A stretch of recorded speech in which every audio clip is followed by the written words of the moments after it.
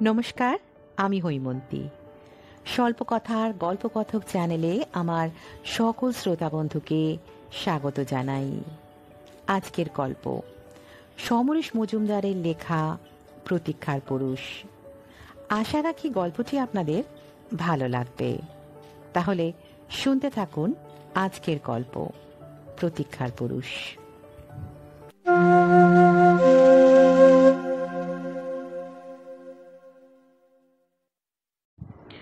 যে ট্রেনের পৌঁছাবার কথা বিকেল ৩টে, সেটা এলো ৭:১০-এ। ৪ ঘন্টা লেট। অবশ্য ভারতীয় রেলওয়ের খুব স্বাভাবিক আচরণের মধ্যেই পড়ে। কিন্তু জয়দেব ভেবে পাচ্ছিল না কি করবে। শেষ বাস ৪:৩০-এ, তারপর আর যাওয়ার কোনো উপায় নেই। অথচ কাল সকাল ৮টার মধ্যে হাজির না হলে ৩ লাখ টাকার অর্ডারটা হাতছাড়া হয়ে যাবে। ট্রেন যত লেট করছিল তত উত্তেজনা বাড়ছিল। এখন কেমন যেন অসাড় হয়ে গেছে মাথার ভেতরটা। প্ল্যাটফর্ম থেকে ওভারব্রিজে উঠে এসে চারপাশে তাকালো। বিরাট জংশন স্টেশন। ট্রেনটা যদি ঘণ্টাখানেক লেট করত, এত বড় ক্ষতি হতো না। বাসে এখান থেকে তার গন্তব্যস্থলে পৌঁছাতে ৬ ঘন্টা লাগবে। যদি ভোর ৬টার বাস ধরা যায় তো ১২টার আগে যাওয়া যাবে না। অথচ ৮টার সময় চোপড়া বেরিয়ে যাবে বাগান থেকে। এখন একটি ভরসা, যদি ট্যাক্সি পাওয়া যায়। অনেক টাকা নেবে তা নিক, কিন্তু ৩ লাখ টাকার যে অর্ডার, তাতে ৭৫,০০০ টাকা নেট লাভ। ওভারব্রিজে দাঁড়িয়ে ঠান্ডা বাতাসের স্পর্শ পেল জয়দেব। তারপরেই টের পেল গুড়ি গুড়ি বৃষ্টি ঝরছে। অন্ধকারে আকাশের চেহারা বোঝা যাচ্ছিল না। এখন মনে হলো মেঘ জমে আছে চাপ হয়ে। মনে মনে বলল সে, সোনায় সোহাগা। ওভারব্রিজ থেকে নেমে স্টেশনের বাইরে এসে দেখল বৃষ্টিটা বেশ তড়িবৎ করেই নামছে। এর আগের বার যখন এই জায়গায় সে এসেছিল, তখন দেখেছিল রিক্সা, বাস, ট্যাক্সির বিরাট দঙ্গল গম গম করছে। এখন গোটা ১০ রিক্সা আর কয়েকটা ট্যাক্সি ছাড়া কিছুই চোখে পড়ল না।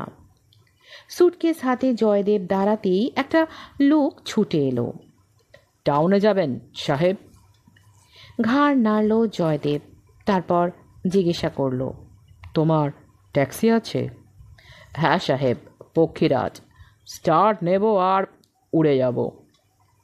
জায়গাটার নাম বলে জয়দেব জিজ্ঞাসা করল, কত নেবে? মাথা ঝাঁকালো লোকটা। নেওয়া নেওয়ার কোনো কথা ওঠে না সাহেব, আমি যাব না।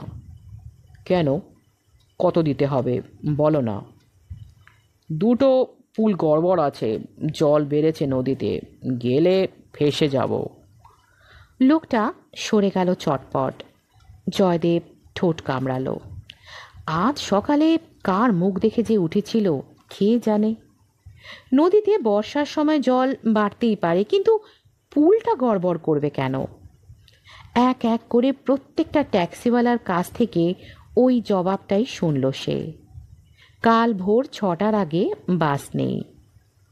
আর যদি সাহেব রাতটা এখানকার কোনো হোটেলে থাকেন, তাহলে ৪টে নাগাদ ট্যাক্সি স্টার্ট করতে পারে, কিন্তু রাস্তা খারাপ বলে ৪ ঘন্টার গ্যারেন্টি দেওয়া যাচ্ছে না। তবে আপ ডাউন ভাড়া দিলে ড্রাইভার প্রাণপণ চেষ্টা করবে পৌঁছে দিতে। তবু কিছুটা মাটি পাওয়া গেল। চোপড়া সাহেবের বেরোবার কথা ৮টায়। ৫-১০ মিনিট দেরি হতেও তো পারে। তাছাড়া রাস্তা যে খারাপ তা না দেখলে তো ঠিক বলা যাচ্ছে না।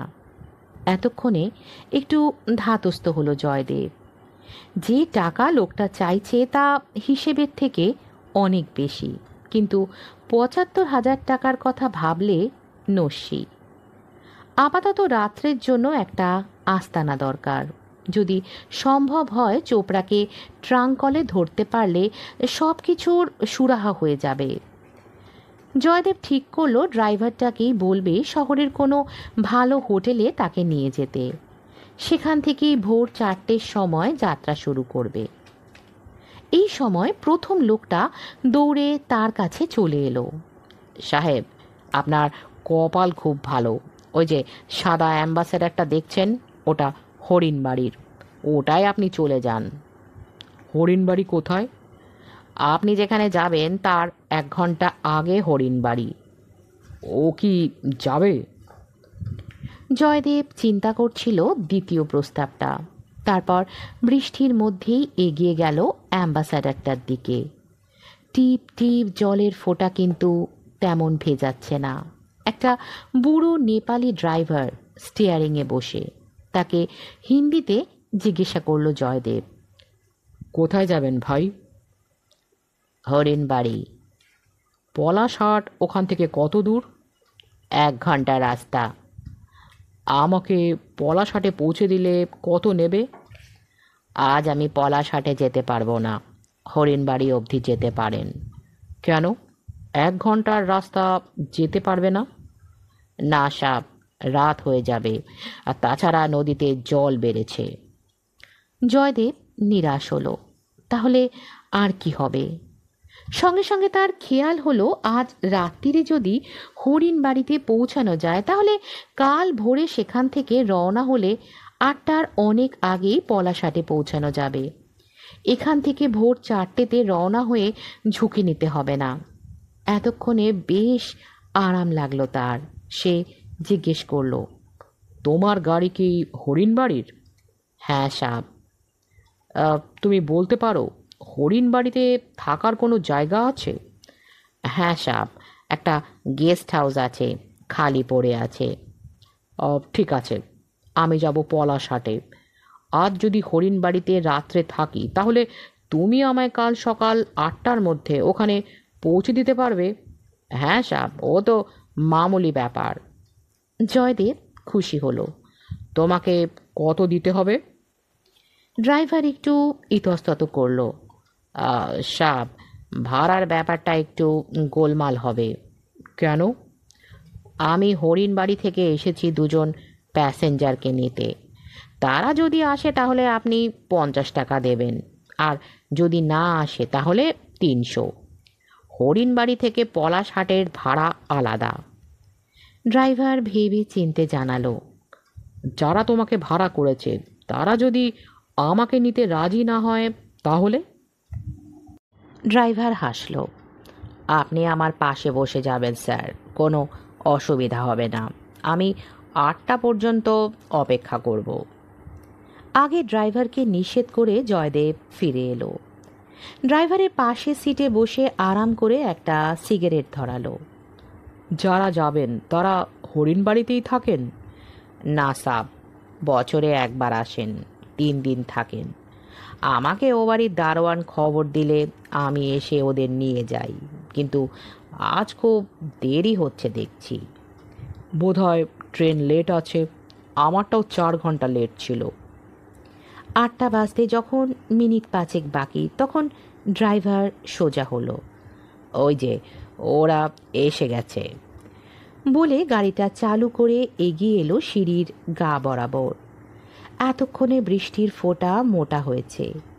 টিনের চালে চড়বড়ে শব্দ বাজছে। ড্রাইভার তার মধ্যেই বেরিয়ে পেছনের দরজা খুলে বলল, সেলাম মেম সাব। সে শব্দটা শুনে জয়দেব ঘাড় ফেরাতে গিয়েও সংকুচিত হলো। দরজা খোলা থাকায় গাড়ির ভেতরে আলো জ্বলছিল। এখন গাড়ির ভেতরটা সুগন্ধে ভরে গেছে। দুজনেই উঠে পড়ায় ড্রাইভার দরজা বন্ধ করে দিল। তারপর পেছনের কেরিয়ারে মাল তুলে কুলিকে বিদায় করল সেই, অর্থাৎ যাত্রীদের সঙ্গে ড্রাইভারের ভালো জানাশোনা। ইঞ্জিন চালু করে স্টেশন চত্বর ছাড়তেই পেছন থেকে একটা সুন্দর গলা ভেসে এলো। কেমন আছো মান সিং? জি মেম সাব, কোনো মতে আছি, ভগবানের দয়ায় বেঁচে আছি। ড্রাইভার খুব সমীহ করে জবাব দিল। আজ গাড়ি লেট ছিল? হ্যাঁ, অনেকক্ষণ তোমাকে বসে থাকতে হয়েছে। ঠিক আছে, এরকম তো হয়েই থাকে। বৃষ্টি পড়ছে বেশ। হেডলাইটের আলোয় জলের ফোঁটাগুলো স্পষ্ট। সামনের পিচের রাস্তায় পড়ে কই মাছের মতো লাফিয়েই মিলিয়ে যাচ্ছে। জয়দেবের খুব অস্বস্তি হচ্ছিল। এরা তাকে কি মনে করছেন তা সে বুঝতে পারছে না। ড্রাইভারটাও তার কথা বলেনি ওদের। অন্যের ভাড়া করা গাড়িতে এইভাবে যাওয়ায় এখন নিজেরই খারাপ লাগছে।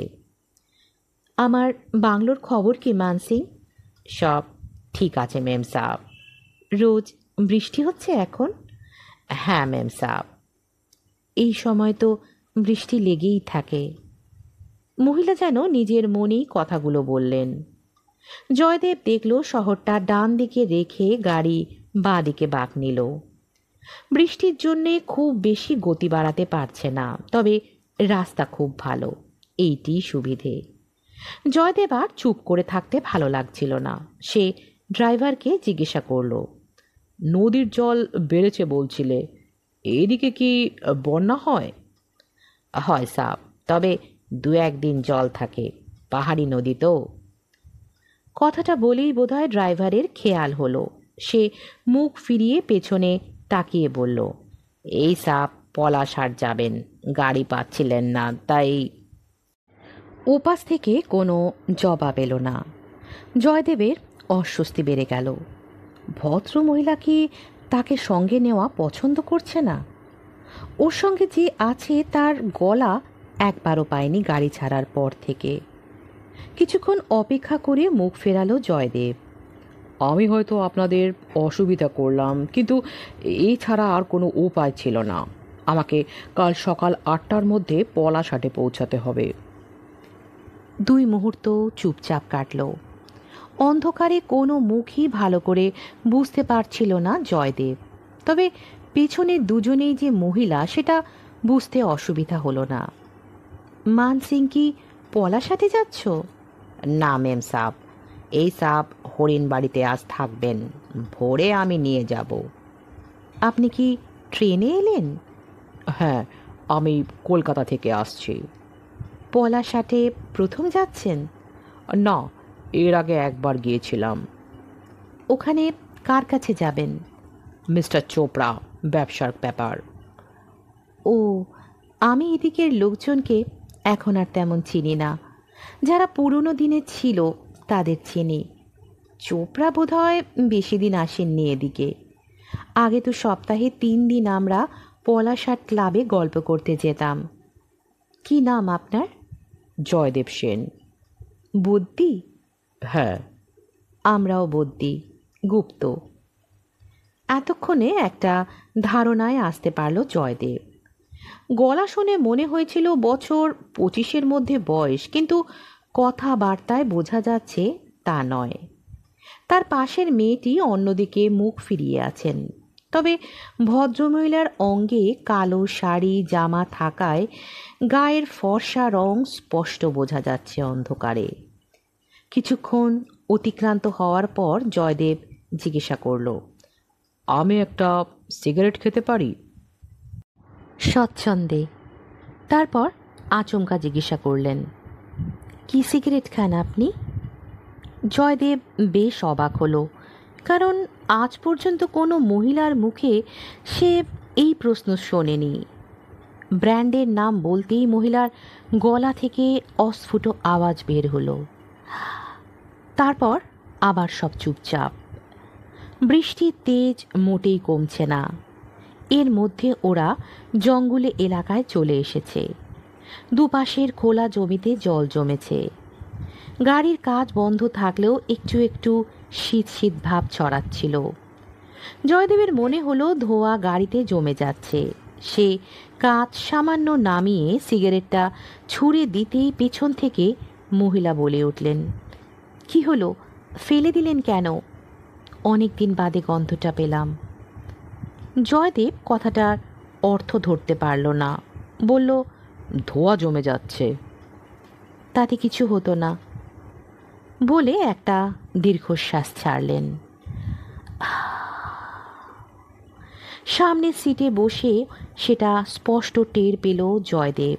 তারপর কথা ঘোরাবার জন্য বলল, হরিণ বাড়িতে আপনার বাড়ি আছে নিশ্চয়ই? হ্যাঁ, রয়ে গেছে। এই জীবনে বিক্রি করতে পারবো না। বছরে একবার আমাকে আসতেই হয় এই দিনটায়। সাধারণত সন্ধ্যের আগেই পৌঁছে যাই। এবার ট্রেনটা জয়দেবের কৌতূহল বাড়ছিল, কিন্তু বাড়তি প্রশ্ন করতে শিষ্টাচার আটকাচ্ছে। সে রাস্তার দিকে তাকালো। বৃষ্টি এবার একটু ধরেছে। দুপাশে ঘন জঙ্গল, মাঝখানে সরু পিচের রাস্তা।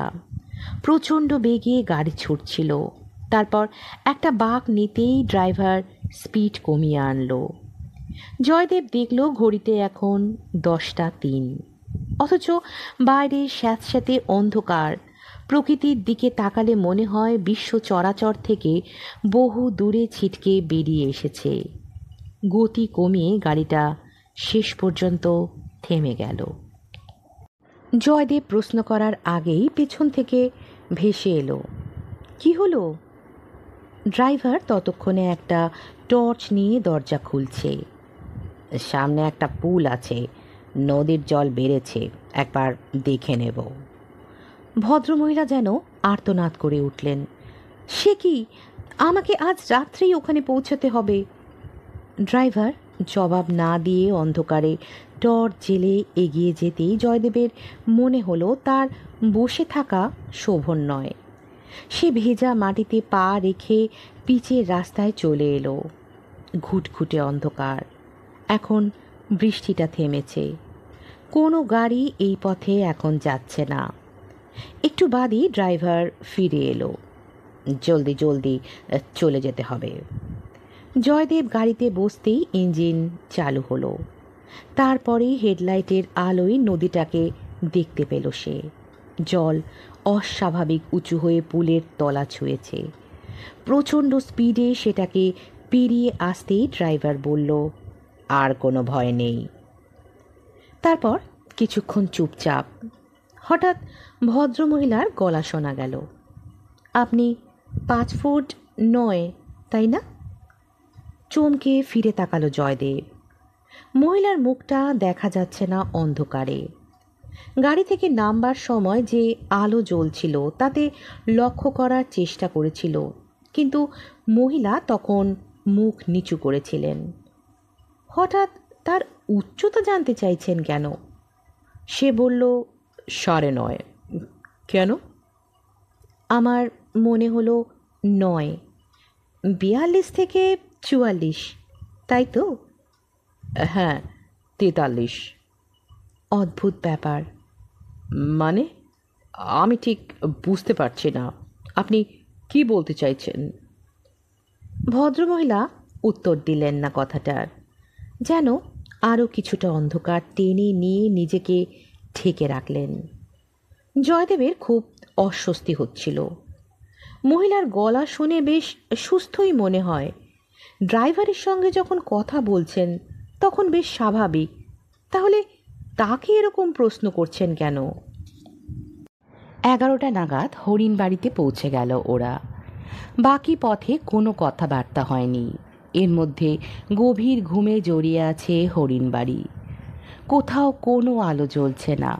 আর তখনই বৃষ্টিটা ফিরে এলো। ভদ্রমহিলা বললেন, মানসিং, ওকে গেস্ট হাউসে নামিয়ে দাও আগে। জয়দেব খুশি হলো। এই বৃষ্টিতে তাকে গেস্ট হাউস খুঁজতে হবে না বলে মনে মনে ধন্যবাদ দিল মহিলাকে। একটা কাঠের বাংলোর সামনে গাড়ি দাঁড় করিয়ে দুবার হর্ন বাজালো ড্রাইভার। একটু বাদেই একটা লোক ছাতি মাথায় ছুটে এলো। গেট খুলে ড্রাইভার তাকে বলল, এই সাব আজ রাত্রে থাকবেন। লোকটা মাথা নাড়ল, হুজুর, কামরা তো খালি নেই, একটা বড় পার্টি এসে বুক করে ফেলেছে, অফিস রুমে পর্যন্ত লোক শুয়েছে। সর্বনাশ! জয়দেব আঁতকে উঠল। লোকটা আর দাঁড়ালো না, গেট বন্ধ করে ফিরে গেল। আর কোনো জায়গা নেই? কোনো হোটেল? ড্রাইভার মাথা নাড়ল, না সাব, ফরেস্টের একটা বাংলো আছে, সেখানে গেলে। তাই চলো ভাই। গাড়ি ঘুরল। হরিণবাড়ি ছোট জায়গা, বাজার এলাকা পেরোতে সময় লাগলো না।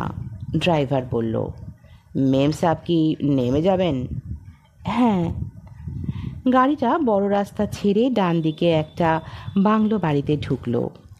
সেই বাড়িতে বৃষ্টিতে গেট খুলে ছাতি মাথায় একটি লোক দাঁড়িয়েছিল অন্ধকারে। গাড়ি সিঁড়ির কাছে পৌঁছাতেই সে ছুটে এসে দরজা খুলল। সেলাম মেম সাহেব। কেমন আছো? ওরা নেমে দাঁড়ালেন। মালপত্র নামানো হচ্ছে। সিঁড়ির ওপর যে হ্যারিকেনটা জ্বলছে তার আলোয় মহিলাকে দেখতে পেল সে। রোগা, লম্বা এবং কালো শাড়ির আঁচলে কপাল পর্যন্ত ঢাকা এবং অসম্ভব ফর্সা মনে হলো। হঠাৎ মহিলা বললেন, এক কাজ করুন, আপনি এখানে বিশ্রাম করুন। মানসিং ঘুরে দেখে আসুক কোথাও জায়গা আছে কিনা। জয়দেব সসংকোচে বলল, না না, আপনারা চিন্তা করবেন না। চিন্তা তো করছি না। আপনি এখানে নতুন, এক কাপ কফি খেয়ে গেলে আমাদের ভালো লাগবে। এ বাড়িতে কোনো অতিথি এলে কিছু না খেয়ে যেত না। অগত্যা সুটকেস নিয়ে নামলো জয়দেব। বেশ বড় বাংলো, সামনে বাগান আছে। মানসিং ট্যাক্সি নিয়ে বেরিয়ে যেতেই ওরা ড্রয়িং রুমে ঢুকলো। সেখানে একটা স্ট্যান্ডের ওপর বড় সেজবাতি জ্বলছে। মহিলার আগে দ্বিতীয় জন মালপত্র নিয়ে দোতলায় চলে গেল। দারোয়ানটা হাত জোড় করে দাঁড়িয়েছিল। তার দিকে তাকিয়ে মহিলা বললেন, সব ঠিক আছে তো? হ্যাঁ মেম সাব। একটু কফি করো। আপনি বসুন, আমি আসছি। মহিলা উপরে উঠে গেলেন। জয়দেব একটা সোফায় গা এলিয়ে দিল। খুব ক্লান্ত লাগছে, খিদেও পেয়েছে। সে ঘরটাকে দেখল, সুন্দর সাজানো, কিন্তু মহিলা এখানে থাকেন না। কোনো পুরুষ মানুষ এই বাড়িতে আছে বলে মনে হচ্ছে না, ওই দারোয়ানকে বাদ দিলে। মুখ দেখেছে সে, মোটেই সুন্দরী নন। মোমের মতো সাদা লম্বাটে মুখ। কিছুক্ষণ তাকালেই অস্বস্তিকর শিরশিরানি হয়। মিনিট 10 বাদে মহিলা নেমে এলেন। এবার পরনে একটা কালো ম্যাক্সি, চুলে একটা কালো সিল্ক জড়ানো, আর এই সময় কফিও এলো, 1 কাপ। জয়দেব বলল, আপনি খাবেন না? হুম, ও জানে আজকে রাত্রে আমি কিছু খাই না। উল্টো দিকে সোফায় বসলেন মহিলা। কাপে ঠোঁট ঠেকিয়ে জয়দেব বলল, চমৎকার। আবার সেই রকম অস্ফুট শব্দ বের হলো মহিলার ঠোঁট থেকে। জয়দেব মুখ তুলল। মহিলা অদ্ভুত চোখে তাকিয়ে আছে তার দিকে। সেই চাহনি, ঠোঁটের ভাঁজ দেখে শিউরে উঠল জয়দেব। কিছু বলতে হয় এমনভাবে সে বলল, আপনি এখন কোথায় থাকেন? কানপুরে। তারপর নিজের মনেই বললেন, অদ্ভুত মিল। এই সময় মানসিং ফিরে এসে জানালো ফরেস্ট বাংলোতেও জায়গা নেই। জয়দেব উঠে দাঁড়ালো। ঠিক আছে, আমি তোমার গাড়িতেই রাতটা কাটিয়ে দেব। আর তো ঘন্টা 6। তোমার কোনো আপত্তি নেই তো? মানসিং বলল, সাহেব যেমন ইচ্ছা করবেন তাই হবে। ভদ্রমহিলা হাসলেন। আপনি জলে পড়ে গেছেন মনে হচ্ছে। শুনুন, আমার এখানে একতলায় কেউ থাকেন না। আপনি স্বচ্ছন্দে যে কোনো ঘরে রাতটা কাটিয়ে দিতে পারেন। গাড়ির ভেতরের চেয়ে সেটা বোধ হয় মন্দ হবে না। মানসিং ঘাড় নাড়ালো। তাহলে তো ভালোই হলো, আমি 6টার সময় আসব। জয়দেব কিছু বলার আগেই মানসিং বেরিয়ে গেল। ভদ্রমহিলা বললেন, আপনার মুখ দেখে মনে হচ্ছে এই ব্যবস্থায় খুশি হননি। না, তা নয়, শুধু শুধু আপনাকে বিব্রত করা। মোটেই নয়। এ বাড়িতে গত 5 বছর কোনো পুরুষ মানুষ বাস করেনি। আপনি থাকলে ভালোই লাগবে। বড় একটা নিঃশ্বাসের শব্দ হলো। অনেকক্ষণ থেকে যে প্রশ্নটা মাথায় পাক খাচ্ছিল, এখন সেটা ব্যক্ত করল জয়দেব। গাড়ির তুলনায় ঘরের আরাম অনেক ভালো। একটা নিশ্চিন্ত আশ্রয় যখন পাওয়া গেল তখন প্রশ্নটা করাই যাক। কিছু মনে করবেন না, আপনার স্বামী? ও নেই। মহিলার ঠোঁট দুটো নড়ল। ও। জয়দেব অপ্রস্তুত হলো। 5 বছর আগে ও চলে গেছে। আমার কপাল। আজ ওর মৃত্যুদিন। যেখানেই থাকি আজকের রাতে এখানে না এসে পারি না। আসি, 3 দিন থাকি, চলে যাই। মমির মতো মুখ নিয়ে বসেছিলেন মহিলা। জয়দেবের আঙ্গুল কামড়াতে ইচ্ছে করছিল। প্রসঙ্গটা না তুললেই ভালো হতো, কিন্তু মুখ ফুসকে বেরিয়ে এলো। কত বয়স হয়েছিল? 43। খুব ভালো স্বাস্থ্য। আপনার সঙ্গে বেশ মিল আছে। আপনি যে ব্র্যান্ডের সিগারেট খান সেটা ওর প্রিয় ছিল। মহিলা স্থির হয়ে বসেছিলেন। কি হয়েছিল? অস্বস্তি বাড়ছিল জয়দেবের। জানি না, ডাক্তার বলেছে স্ট্রোক হবে হয়তো। আমার সঙ্গে সামান্য ব্যাপার নিয়ে ঝগড়া করেছিল। অভিমান করে নিচের ঘরে এসে শুয়েছিল সে রাত্রে। মাঝরাত্রে শব্দ শুনে ছুটে এসে দেখি মাটিতে পড়ে আছে, ডেড। নিঃশ্বাস ফেললেন মহিলা। সে রাতেও এমনি বৃষ্টি পড়ছিল। সব শেষ হয়ে গেল আমার। ও প্রায় বলতো, আমি মরে গেলেও তোমার কাছে আসব। এলো না। 5 বছর ধরে এই রাত্রে, তাই আমি যেখানেই থাকি ছুটে আসি। সারা রাত জেগে বসে থাকি। ওই বাগানে মাটির তলায় সে শুয়ে আছে। মাঝে মাঝে সমাধিটার কাছে যাই। বলতে বলতে থেমে গেলেন মহিলা।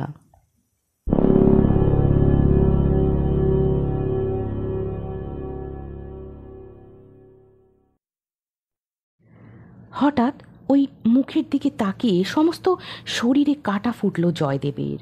এরকম সাদা মোমের মতো নিরক্ত মুখ নিয়ে মহিলা তার দিকে কি অদ্ভুত চোখে তাকিয়ে আছেন। তারপরেই যেন চেতনায় ফিরে এলেন উনি। বললেন, ছেড়ে দিন এসব কথা। আপনার খাবার দিতে বলি? ত্রস্তে বাধা দিল জয়দেব। না না, কোনো দরকার নেই। আমার খাওয়ার কোনো ইচ্ছে নেই। সে কি, কেন? আমি স্টেশনে খেয়ে নিয়েছি। বেমালুম মিথ্যে বলল জয়দেব। ও, তাহলে রাত করে লাভ কি? ভোরে বেরোবেন যখন, তখন শুয়ে পড়ুন। মহিলা উঠলেন। তারপর ওকে অনুসরণ করতে বলে এগিয়ে গেলেন কোণার ঘরটির দিকে। শুয়ে পড়লে এর হাত থেকে নিষ্কৃতি পাওয়া যাবে, এই আশায় জয়দেব খুশি হলো। 3টে কাচের জানলা, বাইরে সশব্দে বাজ পড়ল একটা। বিদ্যুতের আলোয় বৃষ্টির ফোঁটাগুলো সাদা দেখালো আচমকা। মহিলা বললেন, এখানেই শুয়ে পড়ুন, পাশেই টয়লেট আছে, কোনো অসুবিধা হবে না। সুটকেসটা খুলল জয়দেব। টয়লেট যাওয়ার প্রয়োজন ছিল। মহিলা একটা ডিমবাতি এনে দিলেন বড় ঘর থেকে। তারপর জানলার পাশে গিয়ে দাঁড়ালেন। মিনিট 3 বাদে পরিষ্কার হয়ে পাজামা পরে বেরিয়ে এসে জয়দেব দেখল মহিলা তেমনিভাবে দাঁড়িয়ে। চোখাচোখি হতেই বুকের ভেতরটা কেঁপে উঠল জয়দেবের। কেমন শিরশিরে দৃষ্টি। মহিলা বললেন, আপনি সিগারেটটা ধরান তো, গন্ধটা নিয়ে যাই। সন্মোহিতের মতো সিগারেট ধরালো জয়দেব। কিছুক্ষণ পরে সেই অস্ফুট শব্দ হলো। চোখ বন্ধ করে মহিলা যেন বাতাস নিলেন। তারপর বিড়বিড় করে বললেন, ঠিক এরকম। তারপর ধীরে ধীরে ঘর ছেড়ে চলে গেলেন। দোতলায় উঠে যাচ্ছেন, সেটা সিঁড়িতে ওর পায়ের শব্দে বোঝা গেল। বাইরের বৃষ্টির দিকে তাকালো জয়দেব। তারপরে এক লাফে উঠে দাঁড়ালো বিছানা থেকে। মহিলার স্বামীকে নিচের ঘরে মৃত অবস্থায় পাওয়া গিয়েছিল। আজ সেই মৃত্যুর রাত। পাশের বাগানেই তার কবর। এই রাতে নাকি তিনি উঠে আসতে পারেন বলে বিশ্বাস করেন। সমস্ত শরীর অসাড় হয়ে যাচ্ছিল জয়দেবের। তার সিগারেট, বয়স, উচ্চতা সব ওই লোকটার মতো। মাঝরাতে, এই বৃষ্টির রাতে যদি মহিলা নেমে আসেন এ ঘরে। শিউরে উঠল জয়দেব। ওই মরার মতো মুখ, অভিব্যক্তিহীন বয়স্কা। দৌড়ে ঘরের কোণের একটা চেয়ারে গিয়ে বসে পড়ল সে। রাতের অবশিষ্ট সময়টুকু জেগে থাকা ছাড়া উপায় নেই। নিচে, মাটির নিচে যে শুয়ে আছে, তার উঠে আসা আর দোতলার ঘরে যিনি গেলেন তার নেমে আসার মধ্যে কোনো প্রভেদ নেই।